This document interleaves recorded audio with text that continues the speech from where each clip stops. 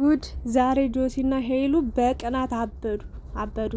ለሄሉ የተገዛው መኪና ዛሬ ለኤንዲ ተሰጥቷል። ትናንትና ኤንዲ እንግዲህ እንደምታውቁት ኤሪክና ሄሉ እንዲጣሉ ወይ እንዲራራቁ ወይ ደግሞ ሄሉ ኤሪክ በጣም መጥፎ ሰው ነው ብላ እንድትርቀው እንድትሸሸው ለማድረግ ሞክሮ ነበረ።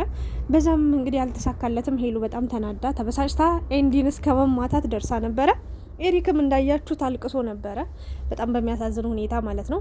ዛሬ እንደዛ ሆኖ ከተዘጋ ካለቀ በኋላ ዛሬ ጆሲ መጣላት የለብንም፣ ስላሳለፍነው ጓደኝነት አንድ መሆን መስማማት መቻል አለብን፣ ስለዚህ ይቅር እንባባል ብሎ እንግዲህ ዛሬ ሁሉንም ሰብስቧቸዋል። ነገር ግን ሄሉና ጆሲ ያልጠበቁትን ዱብዳ ኤሪክ ተናግሯል። ይሄ ማለት ደግሞ የሆነ ነገር ላሳያችሁ ኑ ብሎ ይወስዳቸውና ለሄሉ ያዘጋጀው መኪና ወይም ደግሞ ለሄሉ ገዝቼልሻለሁ፣ ይሄ ስጦታ ነው፣ ጊፍት ነው ብሎ ሊሰጣት አስቦ አልፈልግም ብላ ሄሉ በቃ ይሄ መኪና አልቀበልም ብላ ያኔ አልቆ አብቅቶ ነበር። ዛሬ ተቆመበት፣ ይሄ መኪና ተከፍሎበታል። ስለዚህ እናቴ ለኤንዲ ነው የሚሰጠው ይሄ መኪና ለኤንዲ በቃ ይሰጥ ብላኛለች፣ ስለዚህ ለኤንዲ ልሰጠው ነው ይላል ማለት ነው። ጆሲና ሄሉ ግን ሊያብዱ ነው የደረሱት። እንዴት ለእሱ አይገባውም፣ ለእሱ አይሆንም፣ ለእሱ አይቻልም በማለት እንግዲህ ተናደዋል። ሄሉም ደግሞ ይህንን ነገር ካደረግከው እኔን አታገኘኝም ብለዋለች። መጀመሪያ ግን ወስዶ ሲያሳያት ለእሷ ሊሰጣት መስሏት ነበረ። ድጋሚ ሄሉ ይህንን ስጦታ ተቀበይኝ ምናምን ብሎ የሚጠይቃት መስሏት ነበረ። ነገር ግን ተናዳ ነበር። በነገራችን ላይ ያዙ ይልቀቁኝ ብላ ሪ እያለች ነበረ። ከዛ ላንቺ አይደለማ ስሜኔ አዳምጭኝ ቢላት አልሰማዋለች። በስተመጨረሻም እንግዲህ ከተናደደች በኋላ እንግዲህ ንዴቷ በርዶ ያለው ነገር ተነግሯታል። ያም ማለት እንግዲህ የኤሪክ እናት ለኤንዲ መኪናው እንደሚገባው ልጄን ረድቶልኛል፣ አግዞልኛል፣ ስለዚህ መስጠት አለብኝ ብሎ እየተናገረ ይገኛል። ጆሲ ደግሞ ሪ ብሏል። ኤንዲ ደግሞ ራ አልፈልግም ምናምን ካለ በኋላ የሄሉን ንዴት የጆሲን ንዴት ሲያይ በቃ አይገባውም እያሉ ልክ እነሱ እንደገዙት አይነት መኪና ሲጮሁ ሲናደዱ አየና በቃ እንደውም ወስዷለሁ፣ ናፈርመ ስጠኝ፣ እናት አይደለ የላከችልኝ፣ እናት አይደለ የሰጠችኝ መኪና፣ ስለዚህ ናፈርመ መኪናውን ልረከበው ብሎ ኤሪክን ሲወስደው ሄሉ በጣም ነው የተናደደችው፣ በጣም ከምነግራችሁ በላይና ሲጀመር እውነት ለመናገር ድራማ ነው የመኪናው ጉዳይ ማለት ነው። ምክንያቱም ትናንትና ለማጣላት ተብሎ መኪና ፍቅረኛ አለው ባላ እንደዚህ ተብሎ መጣ።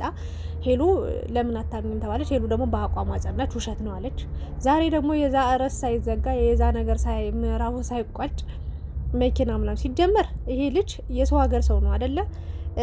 ስራ አይሰራም እኔ እስከማውቀው ድረስ። እኔ እንጃ በቃ ሄሉን ለማግኘት ብሎ እንደመጣ ምናምን ነው ታሪኩን የተናገረው። ግን ይቅርታ አድርጉልኝና ማለት ነው ውሸት ነው መኪናው፣ ውሸትና ውሸት ነው። ምክንያቱም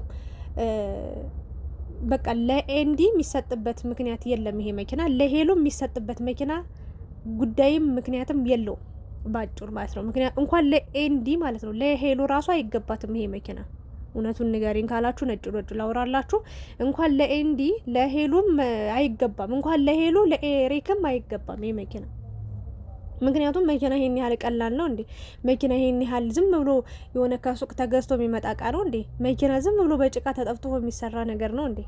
ማለት አንድ ወንድ የፈለገ ነገር አንድ ሴት ያፍቅራት፣ ይውደዳት፣ በጣም ይፈልጋት፣ በቃ ይመኛት፣ ግን በዚህ ልክ እሽተዋንና እምቢተዋን እንኳን ሄሉ እኮ አሁን እሽም እምብኝም አላለችው አይደለ እንዴ?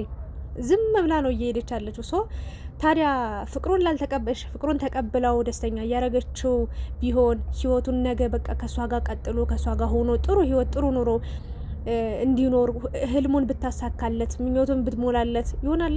ተስፋ ብትሰጠው ከሱ ጋር አብራ ብትቀጥል አብራው የሆነ ነገር ብትጀምር ኢትስ ኦኬ ኖርማል ነው። በቃ ነገ የኔ ሰው ናት፣ በቃ እሷን ለማስደሰት እሷ በሚገባ እሱ የምታስደስተው ከሆነ ወይ ደግሞ ከሷ ጋር በመሆኑ ደስተኛ የሚሆን ከሆነ ደስታ የሚፈጥርለት ነገር ካገኘ ደስተኛ ሆኖ ለሷም የሆነ ስጦታ እንኳን መኪና ፕሌንም የግል ጀትም ሊገዛላት ይችላል።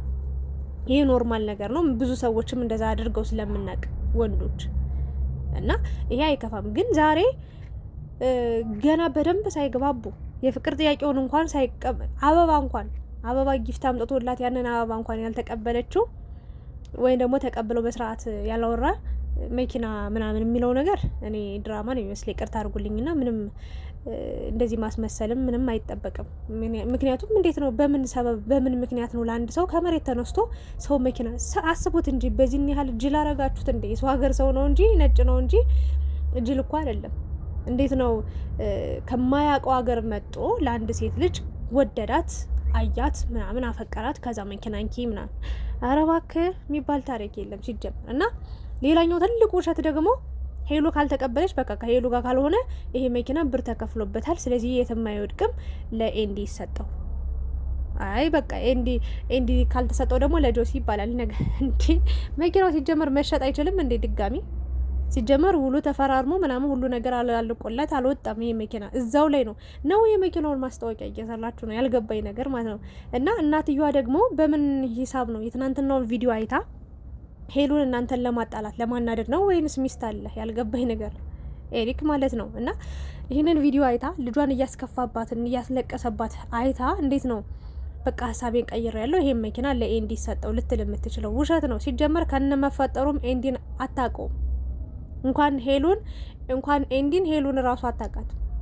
ዝም ብሎ የማስመሰል ነገር ነው የሚመስለኝ። የምሬ ነው ብላችሁ ግን ኤሪክ ያሳዝነኛል ምናምን ሁኔታው ምናምን ግን እሱ የሆነ የፈጠረው በጣም ብዙ ውሸት ያለ ነው የሚመስለኝ። ሁሉ ነገር ውሸት ነው በቃ ባጭሩ። ነው የምረዳው አሁን ላይ እየተረዳሁት የመጣሁት ነገር ፍቅሩን አላውቅም። ፍቅሩን የእውነት ይሁን የውሸት አላውቅም። ግን መኪናው 100% ውሸት ነው። ውሸት በቃ ይህን ያህል ብር ሞልቶ ተርፎታል እንዴ?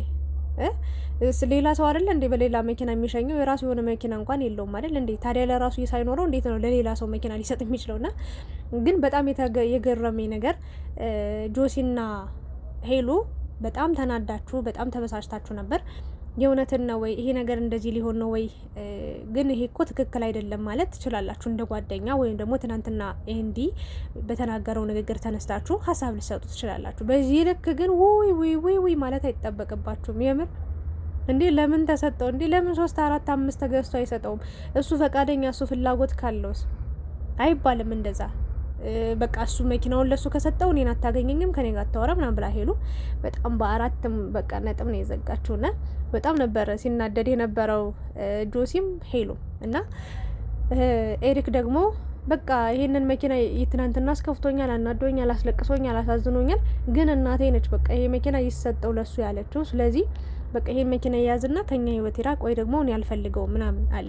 ከዛ ኤንዲ ደግሞ እኔ አልፈልግም መኪና የሚባል ነገር አልፈልግም፣ ግን እናንተ ተንጨራጨራችሁ ብሎ ይውጣላችሁ እስኪ ብሎ ና ፈርም እናስጠኝ ምናምን ብሎ ሊወስደው ሲል በቃ ጎትተው ነው ያስቀሩትና ለማንኛውም ግን እኔ ራሴን ማጃጃል አልፈልግም። ሲጀመር የመኪናው ነገርም ውሸት ነው። ሲጀመር የሶሻል ሚዲያ ኑሮ ህይወት አብዛኛውን ውሸት ነው። የምር እኔ እስከዛሬ እውነተኛ ነገር እንደሚሰሩ ነበር ማቀው፣ በእውነተኛ ነገር እንደመጡ ነበር ማቀው። ግን በመኪናው ጉዳይ ኔቨር ኤቨር ውሸት፣ ፎልስ ነው። ማንም ሰው እቺ ሴት ምን ያህል ባለስልጣን ነች ወይ የባለስልጣን ሚስት ነች ወይስ ባለሀብት ነች? ምንድን ነች? የኤሪክ እናት በቃ ስሟን እንኳን የማናቃት ሴትዮ ድምጿን ሰምተናት የማናቃት ሴትዮ እንዴት ነው ለኤንዲ አውቃው ምናምን መኪና ልትገንደ ሞኝ ናችሁ እንደ እግዚአብሔርን። የቱንም ያህል ሀብታም ብትሆን ለማታውቀው ሰው ለሰው ሀገር ሰው መኪና ልትሰጥ አትችልም እንዴ? እኛ ጅል ነን እንዴ? አንዳንዴ ግን ኧረ ተው የምትሰሩትን ወቁና። ሄሉም እንደዚህ መናደድ መበሳጨት አይጠበቅብሽም። ለማንኛውም የዛሬው ቪዲዮ ትንሽ የሚገርም ነው። ኤንዲ በጣም እያሳቀኝ ነበረ። ግን እኔ ኤንዲ እውነት ያለው ይመስለኛል። ኤሪክ ጋር የሆነ አሁንም አቋሙን አልቀየረም። እኔ ጋር ያለው እውነት አለ እያለ ነው። ወይ ደግሞ በፎቶሾፕ የተሰራ ቪዲዮ ወይ ፎቶ ሊሆን ይችላል፣ በኤአይ ሊሆን ይችላል የተሰራ የሆነ ነገር ብቻ ማስረጃ ከኤሪክ ይዞበታል። ግን መናገር ማውጣት አልፈለገም። አለኝ እያለ ነው። ኤሪክ ግን ይሄንን እየካደ ይገኛል። ለማንኛውም ግን ሄሎ ሲጀመር አልተቀበለችውም። እኔ እንደዛ ተከራክረልህ እኔ እንደዛ ቆሜልህ ለምን እንዴት አደርጋለሁ? ሄሎ በጣም ነበር የተበሳጨችውና እና ተው አትበሳጫጩ፣ አትጣሉ፣ ፍቅርን አስተምሮን ፍቅርን አሳዩ። ጭቅጭቅ ስልችት ብሎናል። በዛ ስንሄድ ጭቅጭቅ፣ በዚህ ለቅሶ፣ በዛ እንባ፣ በዚህ እሪታ፣ በዚህ ወይታ። ኧረ ተው እንዴ! በቃ ሰላም ያለው ቪዲዮ ስሩ። ይሄንን ነው በቃ አስተካክሉ። ነገ በሌላ ሙድ ነው በቃ ከዚህ ሙድ ውጡ በቃ። እና ስለነበረን ቆይታ አመሰግናለሁ። የእናንተ ሀሳብ አስተያየት ምን ይመስላል? እስኪ ኮሜንት ላይ አስቀምጡ። የኔ ሀሳብ ይሄንን ይመስል ነበረ። አመሰግናለሁ።